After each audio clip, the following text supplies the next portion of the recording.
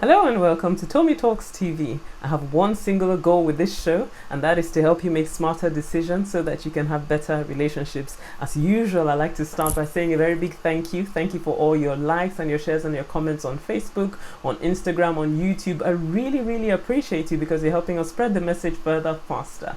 So thank you very much indeed. Now today I'm going to be taking another one of your questions, and it goes like this. I appreciate God for the wonderful work you are doing in this ministry. My question is this: in marriages, sex, prayer, and fasting, which should come first, or which should be of utmost importance? Now, that's an excellent question, really good question indeed. Now, I think what I will simply say is this: each has its own place, and that's what you need to recognize. So prayer and fasting cannot take the place of the sexual relationship in marriage, and the sexual relationship cannot take the place of prayer and fasting in marriage. Now, there's one scripture that I'd like to read for you, which I think is very important to note, in 1 Corinthians chapter 7, verses 3 to 5. I'm reading from the New Living Translation. It says, "The husband should fulfill his wife's sexual needs, and the wife should fulfill her husband's sexual needs.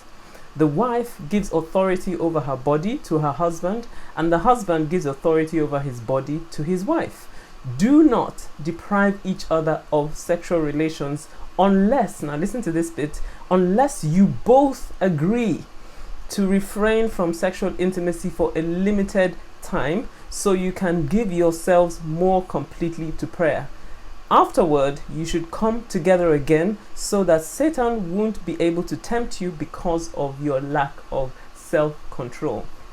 Well, I think that this scripture, clearly answers the question. So essentially what it's saying is this: when you're married, your body no longer belongs to you. So if you're a man, your body belongs to your wife. If you're a woman, your body belongs to your husband. So if you want to take some time of, abstinence to maybe pray and fast, and, you want there to be a break in your sexual relationship, it needs to be by discussion. It needs to be by consent. So you cannot unilaterally suddenly decide, oh, I'm going on a 21-day fast, and my wife or my husband just simply has to live with that. No, the scripture says that even in the issue of prayer and fasting, you need to sit down, have a discussion, and agree by consent that you both want to devote yourselves to prayer and fasting. And it also says that after that you should come back together again so that you are not tempted sexually. So what I'm simply saying is this should be cause for you to communicate as a husband and a wife. It should not be cause for contention, and especially if you married someone who shares your passion for God,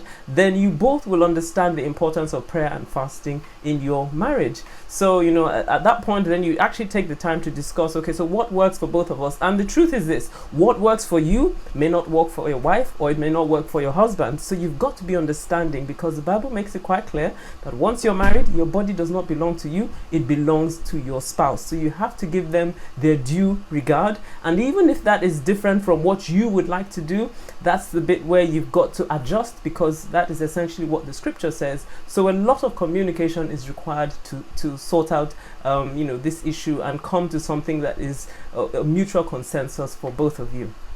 Well, I hope this has helped you. If this has helped you, then please leave me a message on Facebook or Instagram or YouTube or wherever it is you're watching. And if you've got a question you would like me to answer, then head on over to tommytalks.com/ask, and I'll answer your question next time. See you next time. Bye-bye.